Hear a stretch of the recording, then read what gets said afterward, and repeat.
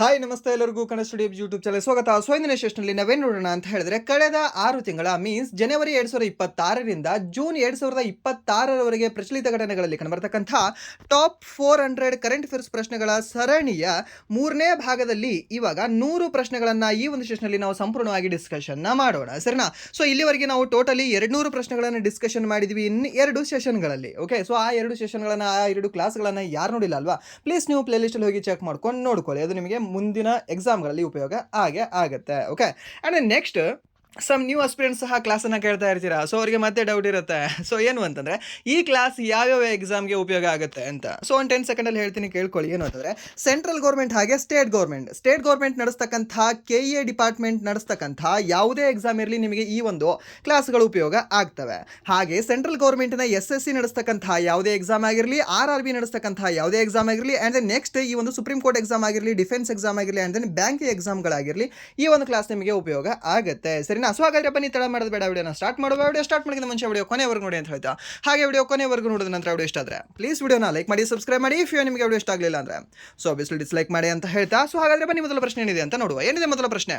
ಇತ್ತೀಚೆಗೆ ಮೇಟಾ ಸಂಸ್ಥೆಯು ವಾಟ್ಸಪ್ನ ಹೊಸ ಜಾಗತಿಕ ಮುಖ್ಯಸ್ಥರಾಗಿ ಯಾರನ್ನು ನೇಮಿಸಿದೆ ಅಂತ ಕೇಳಿದ್ದಾನೆ. ಸೊ ಡೈಲಿ ವಾಟ್ಸಪ್ ಯೂಸ್ ಮಾಡ್ತಿರ್ತೀರ ಅಲ್ವಾ? ಸೊ ಹಾಗಾದ್ರೆ ಆ ಒಂದು ವಾಟ್ಸಪ್ಪಿನ ಮುಖ್ಯಸ್ಥರು ಯಾರಿದ್ದಾರೆ ಇವಾಗ ಪ್ರಸ್ತುತ ಅಂತ ಯಾರಿರಬಹುದು? ವಿಲ್ ಕ್ಯಾಥ್ಕರ್ಟ್ ಅವರು, ಆಪ್ಷನ್ ಬಿ ಸುಂದರ್ ಪಿಚಾಯ್ ಅವರು, ಆಪ್ಷನ್ ಸಿ ಕುನಾಲ್ ಶಾ ಅವರು, ಆಪ್ಷನ್ ಡಿ ಏನಿದೆ ಅಂದರೆ ಮಾರ್ಕ್ ಜುಕರ್ಬರ್ಗ್ ಅವರು ಅಂತ ಕೊಟ್ಟಿದ್ದಾರೆ. ಸೊ ಇದಕ್ಕೆ ಸರಿದ ಉತ್ತರ ಯಾವುದಾಗತ್ತೆ ಹೇಳ್ಬೋದಾ? ಯಾರಾಗ್ತಾರೆ? ಯಾರು ಅಂದರೆ that is option C Kunal Shah ಅವರು ಅಂತ ಹೇಳ್ತೀವಿ. ಸರಿನಾ? ಯಾರಂತ ಹೇಳ್ತೀವಿ? ಒಂದು ಕುನಾಲ್ ಶಾ ಅವರು ಅಂತ ಹೇಳ್ತೀವಿ, ನೆನ್ಪಿಟ್ಕೊಳ್ಳಿ. ಆ್ಯಂಡ್ ಈ ಪ್ರಶ್ನೆ ಇಂಪಾರ್ಟೆಂಟ್ ಆಗುತ್ತೆ. ಓಕೆ, ಸೊ ಇದು ನೆನ್ಪಿಟ್ಕೊಳ್ಳಿ, ಇದು ಪ್ರಶ್ನೆ ಇಂಪಾರ್ಟೆಂಟ್ ಆಗುತ್ತೆ. ಸೊ ಯಾವ ಎಕ್ಸಾಮ್ಗೆ ಸ್ಪೆಷಲಿ ಅಂತಂದರೆ, ಇನ್ನು RRB ಲೈಕ್ ಎಕ್ಸಾಮ್ಗಳಿಗೆ ಏನಿದೆ ಅಂತಂದರೆ ಈ ಒಂದು ಕ್ವಶನ್ ಇಂಪಾರ್ಟೆಂಟ್ ಆಗುತ್ತೆ. ಓಕೆ, ಸೊ ಯಾಕಂದರೆ ಅವರು ಜಾಸ್ತಿ ಫೋಕಸ್ ಮಾಡ್ತಾರೆ ಲೈಕ್ ಸೋಷಿಯಲ್ ಮೀಡಿಯಾಗಳ ಪ್ರಶ್ನೆಗಳ ಮೇಲೆ. ಓಕೆ, ಸೊ ಸೋಷಿಯಲ್ ಮೀಡಿಯಾ ಅಂತಂದರೆ ಇದು ಯಾವುದು? ವಾಟ್ಸಪ್ ಆಗಿರಲಿ, ಇನ್ಸ್ಟಾಗ್ರಾಮ್ ಆಗಿರಲಿ, ಟ್ವಿಟರ್ ಆಗಿರಲಿ, ಲಿಂಕ್ಡ್ಇನ್ ಆಗಿರಲಿ, ಆ್ಯಂಡ್ ದೆನ್ ನೆಕ್ಸ್ಟ್ ಇವಾಗ ರೀಸೆಂಟಾಗಿ ನೇಮಿಂಗ್ ಆಗಿರ್ತಕ್ಕಂಥ X ಆಗಿರಲಿ, ಓಕೆ, ಯೂಟ್ಯೂಬ್ ಆಗಿರಲಿ. ಸೊ ಯಾವಾಗ ಸ್ಥಾಪನೆ ಆಯಿತು, ಯಾರು ಅದನ್ನು ಸ್ಥಾಪನೆ ಮಾಡಿದರು, ಆ್ಯಂಡ್ ದೆನ್ ಅದರ ಕರೆಂಟ್ CEO ಯಾರಿದ್ದಾರೆ ಅಂತ ಕೇಳ್ತಾನೆ. ಸೊ ಅದಕ್ಕೆ ಕರೆಂಟ್ ಅಫೇರ್ಸಲ್ಲಿ ಇದೆ, ಇದನ್ನು ನೆನ್ಪಿಟ್ಕೊಳ್ಳೋಕ್ಕೆ ಟ್ರೈನ ಮಾಡಿ. ಓಕೆ, ಆ್ಯಂಡ್ ನೆಕ್ಸ್ಟ್ ಪ್ರಶ್ನೆ ಏನಿದೆ ಅಂತಂದರೆ, ಇತ್ತೀಚೆಗೆ ಕೇಂದ್ರ ಗೃಹ ಸಚಿವ ಅಮಿತ್ ಶಾ ಅವರು 1445.97 ಕೋಟಿಯ ಮರು ಅಭಿವೃದ್ಧಿ ಯೋಜನೆಯನ್ನು ಯಾವ ದೇವಾಲಯಕ್ಕಾಗಿ ಪ್ರಾರಂಭಿಸಿದರು ಅಂತ ಕೇಳಿದ್ದಾನೆ. ಯಾವ ಒಂದು ದೇವಾಲಯಕ್ಕಾಗಿ ಇದನ್ನು ಪ್ರಾರಂಭ ಮಾಡಿದ್ದಾರೆ? ಯಾವ ದೇವಾಲಯ ಅಂದರೆ ದ್ಯಾಟ್ ಈಸ್ ಅದು ಕಂಡುಬರ್ತಕ್ಕಂಥದ್ದು ಕೊಲ್ಲಾಪುರದಲ್ಲಿ ಕಂಡುಬರುತ್ತೆ. ಕೊಲ್ಲಾಪುರದಲ್ಲಿ ಕಂಡುಬರುತ್ತೆ, ಮಹಾರಾಷ್ಟ್ರದಲ್ಲಿ ಕಂಡುಬರ್ತಕ್ಕಂತಹ ಒಂದು ಸಿಟಿ ಆಗಿದೆ ಅಂತ ಹೇಳ್ಬೋದು.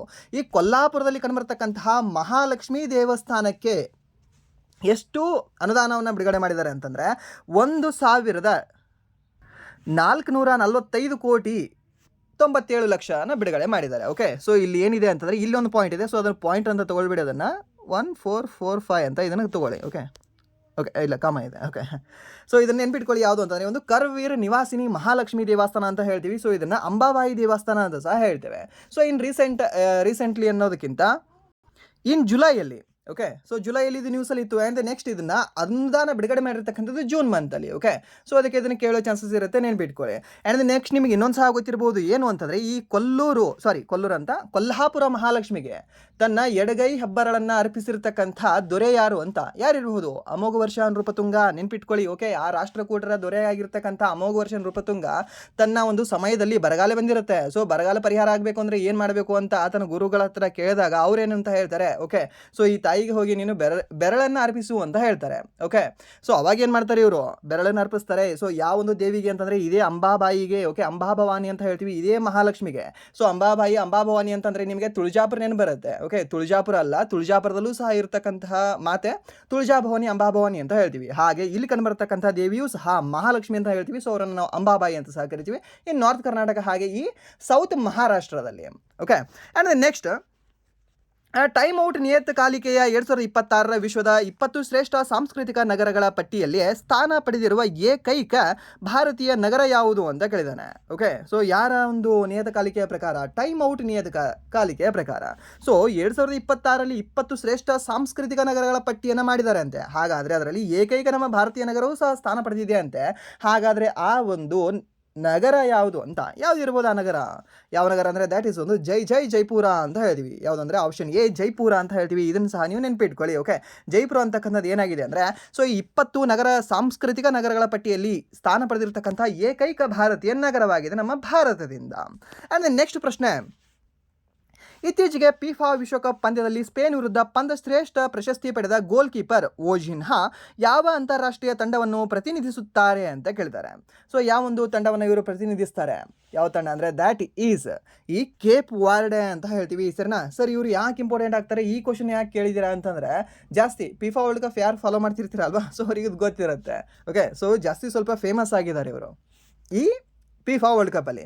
ಸೊ ದ್ಯಾಟ್ಸ್ ವೈ ನಿಮ್ಗೆ ಏನಂತ ಕೇಳ್ಬೋದು ಅಂತಂದರೆ ಈ ಒಂದು ಓಜಿನ್ಹಾ ಅವರು ಯಾವ ದೇಶದ ಆಟಗಾರರಾಗಿದ್ದಾರೆ ಅಂತ ಕೇಳ್ಬೋದು, ಇಲ್ಲ ಅಂದರೆ ಯಾವ ಕ್ರೀಡೆಗೆ ಸಂಬಂಧಪಟ್ಟಿದ್ದಾರೆ ಅಂತ ನಿಮಗೆ ಕೇಳ್ಬೋದು. ಫುಟ್ಬಾಲಿಗೆ ಸಂಬಂಧಪಟ್ಟಿದ್ದಾರೆ ಯಾವ ದೇಶ ಅಂದರೆ ಒಂದು ಕೇಪ್ ವರ್ಡೆ ಅಂತ ಹೇಳ್ತೀವಿ ಸರ್. ಸೊ ಇದನ್ನು ಸಹ ನೀವು ನೆನ್ಪಿಟ್ಕೊಳ್ಳಿ, ಇದನ್ನು ಸಹ ನಿಮಗೆ ಕೇಳೋ ಚಾನ್ಸಸ್ ಇರುತ್ತೆ. ಹಾಗೆ ಒಂದು ಫಿಫಾ ಅಂತ ಅಂದಾಗ ನೀವು ಮತ್ತೆ ಹೇಳ್ತಿದ್ದೀನಿ, ಮತ್ತೆ ಇಂಪಾರ್ಟೆಂಟ್ ಆಗುತ್ತೆ. ಫಿಫಾ ಎಷ್ಟನೇ ಒಂದು ಆವೃತ್ತಿ ಆಗಿದೆ, 23ನೇ ಆವೃತ್ತಿ ಆಗಿದೆ. ಯಾವ ದೇಶಗಳಲ್ಲಿ ನಡೆಯಲಿದೆ, ಮೆಕ್ಸಿಕೋ, ಕೆನಡಾ ಹಾಗೆ USA ದೇಶಗಳಲ್ಲಿ ಇದು ನಡೆಯಲಿದೆ ಈ ವರ್ಷ. ಓಕೆ, ನಡೆಯಲಿದೆ ಮೀನ್ಸ್ ಇವಾಗ ನಡೀತಾ ಇದೆ. ಆ್ಯಂಡ್ ದೆನ್ ಫೈನಲ್ ಪಂದ್ಯಗಳನ್ನು ಯಾವ್ಯಾವ ತಂಡಗಳು ಆಟ ಆಡ್ತಾ ಇದ್ದಾವೆ ಇವಾಗ ಅಂತಂದರೆ that is Argentina versus Spain ಆಗ್ತಾ ಇದೆ ಫೈನಲಲ್ಲಿ. ನೆನ್ಪಿಟ್ಕೊಳ್ಳಿ, ಫೈನಲ್ ಯಾರ್ಯಾರ ಮಧ್ಯ ನಡೀತದೆ ಅಂತ ಕೇಳ್ತಾನೆ, ಅರ್ಜೆಂಟೀನಾ ವರ್ಸಸ್ ಸ್ಪೇನ್. ಹಾಗಾದರೆ 2022ರಲ್ಲಿ ಯಾರ್ಯಾರ ಮಧ್ಯ ಫೈನಲ್ ನಡೆದಿತ್ತು, ಅರ್ಜೆಂಟೀನಾ ವರ್ಸಸ್ ಸ್ಪೇನ್ ಅಲ್ಲ, ಬದಲಾಗಿ ಫ್ರಾನ್ಸ್ ಅಂತ ಹೇಳ್ತೀವಿ. ಓಕೆ, ಫ್ರಾನ್ಸ್ ತಂಡ ಇದೆ ಅವಾಗಿತ್ತು. ಬಟ್ ಇವಾಗ ಯಾವುದಿದೆ, ಸ್ಪೇನ್ ತಂಡ ಅಂತ ಹೇಳ್ತೀವಿ. ನೆನ್ಪಿಟ್ಕೊಳ್ಳಿ, ಇಫ್ ಏನಾದರೂ ಅರ್ಜೆಂಟೀನಾ ಇವಾಗ ವಿನ್ ಆದರೆ ಇದು ರೆಕಾರ್ಡ್ ಮಾಡುತ್ತೆ, ಯಾಕಂದರೆ ಕಂಟಿನ್ಯೂಯಸ್ ಆಗಿ 2 ಬಾರಿ ವಿನ್ ಆಗಿರತಕ್ಕಂಥ ತಂಡ ಆಗುತ್ತೆ ಇದು. ಓಕೆ, ಸೊ ಅದಕ್ಕೆ ಇಂಪಾರ್ಟೆಂಟ್ ಆಗುತ್ತೆ. ಆ್ಯಂಡ್ ನೆಕ್ಸ್ಟ್ ಇನ್ನೊಂದೇನು, ಲಿಯೋನೆಲ್ ಮೆಸ್ಸಿ ಅವರ 2ನೇ ಟೈಟಲ್ ಆಗುತ್ತೆ ಇದು. 6 ಫಿಫಾ ವರ್ಲ್ಡ್ ಕಪ್ಗಳನ್ನು ಅವರು ಆಟ ಆಡಿದ್ದಾರೆ. ಓಕೆ, ಸೊ ಅದು ಸಹ ನಿಮ್ಗೆ ಗೊತ್ತಿರಬೇಕಾಗತ್ತೆ. ಆ್ಯಂಡ್ ನೆಕ್ಸ್ಟ್ 2006, 2010, 2014, 18, 22 ಮತ್ತು 26 ಸತತ 6 ವಿಭಿನ್ನ ಫಿಫಾ ವಿಶ್ವಕಪ್ಗಳಲ್ಲಿ ಗೋಲು ಗಳಿಸಿದ ವಿಶ್ವದ ಮೊದಲ ಫುಟ್ಬಾಲ್ ಆಟಗಾರರಾದವರು ಯಾರು ಅಂತ. ಓಕೆ, ಸೊ 6 ವಿಭಿನ್ನ ಫಿಫಾ ವಿಶ್ವಕಪ್ಗಳಲ್ಲಿ ವರ್ಲ್ಡ್ ಕಪ್ಗಳಲ್ಲಿ ಭಾಗವಹಿಸಿದವರು ಅಂತ ಕೇಳಿಲ್ಲ. ಸೊ 6ರಲ್ಲೂ ಅವ್ರು ಭಾಗವಹಿಸಿ 6ರಲ್ಲೂ ಸಹ ಅವರು ಗೋಲ್ ಗಳಿಸಿದ್ದಾರೆ ಅಂತೆ. ಹಾಗಾದರೆ ಯಾರು ಅವರು ಆ ಮಹಾನೀಯ ಅಂತ, ಯಾರು ಅಂದರೆ ದ್ಯಾಟ್ ಇಸ್ ಒಂದು ಪೋರ್ಚುಗಲ್ನ ತಾರೆಯಾಗಿರ್ತಕ್ಕಂಥ ಕ್ರಿಸ್ಟಿಯಾನೋ ರೊನಾಲ್ಡೋ ಅವರು ಅಂತ ಹೇಳ್ತೀವಿ. ಆ್ಯಂಡ್ ದೆನ್ ಇವರು ನಿಮ್ಗೆ ಗೊತ್ತಿರ್ಬೋದು, ರೀಸೆಂಟಾಗಿ ಇವರು ರಿಟೈರ್ಮೆಂಟನ್ನು ಸಹ ಘೋಷಣೆ ಮಾಡಿದ್ದಾರೆ. ಯಾರು, ಈ ಕ್ರಿಸ್ಟಿಯಾನೋ ರೊನಾಲ್ಡೋ ಅಂತ ಹೇಳ್ತೀವಿ. ಆ್ಯಂಡ್ ದೆನ್ ನೇಮಾರ್ ಅವರು ಸಹ ಘೋಷಣೆ ಮಾಡಿದ್ದಾರೆ. ನೇಮಾರ್ ಅವರು ಯಾವ ದೇಶದವರು ಆಗಿದ್ದಾರೆ, ಈ ಬ್ರೆಜಿಲ್ ದೇಶದವರು ಆಗಿದ್ದಾರೆ ಅನ್ನೋದು ಸಹ ನೀವು ನೆನ್ಪಿಟ್ಕೊಳ್ಬೇಕಾಗುತ್ತೆ. ಆ್ಯಂಡ್ ನೆಕ್ಸ್ಟ್ ಪ್ರಶ್ನೆ, ಈ 2026ರ ಭಾರತದ ಬ್ರಿಕ್ಸ್ ಅಧ್ಯಕ್ಷತೆ ಅಡಿಯಲ್ಲಿ 23ರಿಂದ 24 ಜೂನ್ 2026ರಂದು ಬ್ರಿಕ್ಸ್ ಅಂತರಿಕ್ಷ ಏಜೆನ್ಸಿಗಳ ಮುಖ್ಯಸ್ಥರ ಸಭೆಯನ್ನು ಎಲ್ಲಿ ಆಯೋಜಿಸಲಾಗಿತ್ತು ಅಂತ ಕೇಳಿದ್ದಾನೆ. ಎಲ್ಲಿ ಇದನ್ನು ಆಯೋಜಿಸಲಾಗಿತ್ತು ಅಂತ. ಅಂತರಿಕ್ಷ ಏಜೆನ್ಸಿಗಳು ಎಲ್ಲಿ ಕಂಡು ಬರ್ತದೆ, ಅಂತರಿಕ್ಷ ಅಂತಂದ್ರೆ ನನಗೆ ನೆನಪು ಬರೋದು, ನಿಮಗೇನು ನೆನಪು ಬರುತ್ತೆ ಗೊತ್ತಿಲ್ಲ, ಬಟ್ ನನಗೆ ನೆನಪು ಬರೋದು ಏನು ಅಂತಂದರೆ ಇಸ್ರೋ ಒಂದೇ ನೆನಪು ಬರುತ್ತೆ ನನಗೆ. ಸೊ ಮೀನ್ಸ್ ಇಸ್ರೋದ ಕೇಂದ್ರ ಕಚೇರಿಯಲ್ಲಿದೆ, ಬೆಂಗಳೂರಲ್ಲಿದೆ. ಸೊ ಮೀನ್ಸ್ ಎಲ್ಲಿ ಇದ್ರದ್ದು ಜಾಸ್ತಿ ಹೈಪ್ ಇರುತ್ತಲ್ವ, ಅಲ್ಲೇ ಮಾಡಬೇಕಲ್ಲ ಆ ಒಂದು ಸಮ್ಮೇಳನ. ಸೊ ಅದು ನೆನ್ಪಿಟ್ಕೊಳ್ಳಿ, ಬೆಂಗಳೂರು ಅಂತ ನಿಮಗೆ ನೆನಪುಳಿತದೆ. ಯಾವುದು ಒಂದು ಬ್ರಿಕ್ಸ್ ಅಂತರಿಕ್ಷ ಏಜೆನ್ಸಿಗಳ ಮುಖ್ಯಸ್ಥರ ಸಭೆ ಎಲ್ಲಿ ನಡೆದಿದೆ ಅಂದರೆ ದ್ಯಾಟ್ ಈಸ್ ಬೆಂಗಳೂರು. ಬ್ರಿಕ್ಸ್ನ ಒಂದು ಈ ಸಚಿವರ ಸಭೆ ಎಲ್ಲಿ ನಡೆದಿದೆ ಅಂತಂದರೆ ದ್ಯಾಟ್ ಈಸ್ ನವದೆಹಲಿ. ಬ್ರಿಕ್ಸ್ನ ಒಂದು ಕೃಷಿ ಸಮ್ಮೇಳನ ಎಲ್ಲಿ ನಡೆದಿದೆ ಅಂದರೆ ದ್ಯಾಟ್ ಈಸ್ ಇಂದೋರ್. ಬ್ರಿಕ್ಸ್ನ ಮಹಿಳಾ ಸಬಲೀಕರಣಕ್ಕೆ ರಿಲೇಟೆಡ್ ಆ ರೀತಿ ಒಂದು ಸಮ್ಮೇಳನ ನಡೆದಿದೆ, ಅದು ಎಲ್ಲಿ ನಡೆದಿದೆ ಅಂತಂದರೆ that is Kerala. Okay, so means ನಿಮಗೆ ಇಲ್ಲಿ ಬ್ರಿಕ್ಸ್ ಅಂತ ಅಂದಾಗ ಜಸ್ಟ್ ನವದೆಹಲಿ ಅಷ್ಟೇ ಅಲ್ಲ, ಬ್ರಿಕ್ಸಲ್ಲಿ ಬೇರೆ ಬೇರೆ ಸಮ್ಮೇಳನಗಳು ನಡೀತಾ ಇದೆ ನಮ್ಮ ಭಾರತದಲ್ಲಿ ಈ ವರ್ಷ. ಓಕೆ, ಸೊ ಅದು ನಿಮಗೆ ಇಂಪಾರ್ಟೆಂಟ್ ಆಗುತ್ತೆ.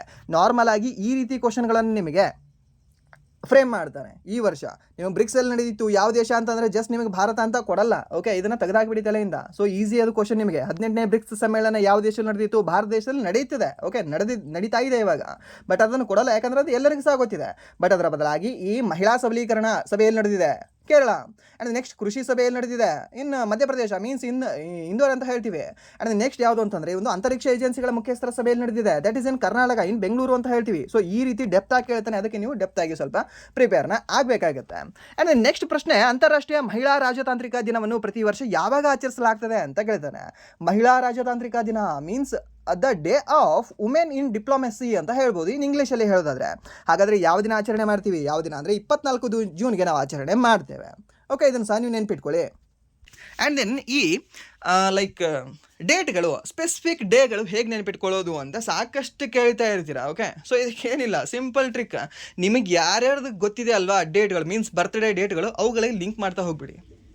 ಸರ್ ಹೌದು, ಡೇಟ್ 24 ಜೂನ್ಗೆ ನಂದು ಯಾವುದೂ ಫ್ರೆಂಡ್ ಇಲ್ಲ. ಓಕೆ, ಜೂನ್ 14ಕ್ಕೆ ಇದೆಯಾ, ಓಕೆ, ಇದಕ್ಕೆ ಲಿಂಕ್ ಮಾಡಿಬಿಡಿ. ಓಕೆ, ಸೊ ಜೂನ್ 14ಕ್ಕೆ ಏನಿದೆ, ವರ್ಲ್ಡ್ ಬ್ಲಡ್ ಡೇ ಅಂತ ಹೇಳ್ತೀವಿ ಅಲ್ವಾ, ರಕ್ತದ ದಿನ ಇದೆ 14ಕ್ಕೆ. ಆ್ಯಂಡ್ ದೆನ್ ಹಾಗೆ ಈ ಒಂದು ರಕ್ತ ನನ್ನ ಫ್ರೆಂಡ್ ಕುಡಿತಾಳೆ ಅಂತ ನೆನಪಿಟ್ಕೊಳ್ಳಿ. ಸೊ ಅವಳ ದಿನ, ಸೊ ಅವಳು ರಾಜತಾಂತ್ರಿಕವಾಗಿಯೂ ಸಹ ಡಿಪ್ಲೊಮೆಸಿಯಾಗಿ ಸಖತ್ತಾಗಿ ಮಾತಾಡ್ತಾಳೆ. ಓಕೆ, ಹೇಗೆ ಅಂತಂದರೆ ಅಡ್ಡಗೋಡೆ ಮೇಲೆ ದೀಪ ಅಂತ ಹೇಳ್ತೀವಿ ಇನ್ ಡಿಪ್ಲೊಮ್ಯಾಟಿಕ್ ಆಗಿ ಅಂತ ಹೇಳೋದಾದ್ರೆ ಇನ್ನು ಕನ್ನಡದಲ್ಲಿ. ಸೊ ಹಾಗೆ ನೆನಪಿಟ್ಕೊಳ್ಳಿ, ಈಸಿಯಾಗಿ ನೆನಪುಳಿತವೆ. ಸೊ ಪ್ರತಿ ನಿಮ್ಮ ಒಂದು 12 ಫ್ರೆಂಡ್ಸ್ ಇದ್ದೇ ಇರ್ತಾರೆ, ಇಲ್ಲಾಂದರೆ 12 ಫ್ಯಾಮಿಲಿ ಮೆಂಬರ್ಸ್ ನಿಮಗೆ ಇದ್ದೇ ಇರ್ತಾರೆ. ಓಕೆ, ಸೊ ಬೇರೆ ಬೇರೆ ಮಂತಲ್ಲಿ ಇರೋದು. ಸೊ ಅವರಿಗೆ ಲಿಂಕ್ ಮಾಡ್ತಾ ಹೋಗಿ, ಅವರ ಕ್ಯಾರೆಕ್ಟರ್ಗಳಿಗೆ ಆ ಡೇ ಏನಾದರೂ ಲಿಂಕ್ ಆಗ್ತಿತ್ತಾ, ಲಿಂಕ್ ಮಾಡಿ, ಈಸಿಯಾಗಿ ನೆನಪಿಡಿತದೆ. This is simple trick. And next ಪ್ರಶ್ನೆ, ಇತ್ತೀಚೆಗೆ ಪ್ರಧಾನಮಂತ್ರಿ ನರೇಂದ್ರ ಮೋದಿ ಅವರಿಗೆ Guardian of the Blue Horizon ಎಂಬ ಅತ್ಯುನ್ನತ ನಾಗರಿಕ ಮತ್ತು ಪರಿಸರ ಪ್ರಶಸ್ತಿಯನ್ನು ಯಾವ ದೇಶವೂ ನೀಡಿ ಗೌರವಿಸಿತು ಅಂತ ಕೇಳಿದ್ದಾನೆ. ಯಾವುದು guardian of the Blue horizon ಪ್ರಶಸ್ತಿಯನ್ನು ನೀಡಿರ್ತಕ್ಕಂಥ ದೇಶ ಯಾವುದು ಅಂತ? ಯಾವ ದೇಶ ಅಂದರೆ ದ್ಯಾಟ್ ಈಸ್ ಒಂದು ಸಿಷೆಲ್ಸ್ ದೇಶ ಅಂತ ಹೇಳ್ತೀವಿ. ಯಾವ ದೇಶ? ದ್ಯಾಟ್ ಈಸ್ ಒಂದು ಸಿಷೆಲ್ಸ್ ದೇಶ ಅಂತ ಹೇಳ್ತೀವಿ. ಇದನ್ನು ಸಹ ನೀವು ನೆನ್ಪಿಟ್ಕೊಳ್ಳಿ. ಸಿಷೆಲ್ಸ್ ದೇಶ ಏನಿದೆ ಅಂತಂದರೆ ಇದು Guardian of the Blue Horizon ಎಂತಕ್ಕಂಥ ಒಂದು ಪ್ರಶಸ್ತಿಯನ್ನು ನೀಡಿ ಗೌರವಿಸಿದೆ ಅಂತ ನಾವು ಹೇಳ್ಬೋದು. ಓಕೆ, ಆ್ಯಂಡ್ ನೆಕ್ಸ್ಟ್ ಪ್ರಶ್ನೆ, ರಾಷ್ಟ್ರೀಯ ಅಂಕಿಅಂಶ ದಿನ ಪ್ರತಿ ವರ್ಷ ಯಾವಾಗ ಆಚರಿಸಲಾಗ್ತದೆ ಅಂತ ಕೇಳ್ತಾನೆ.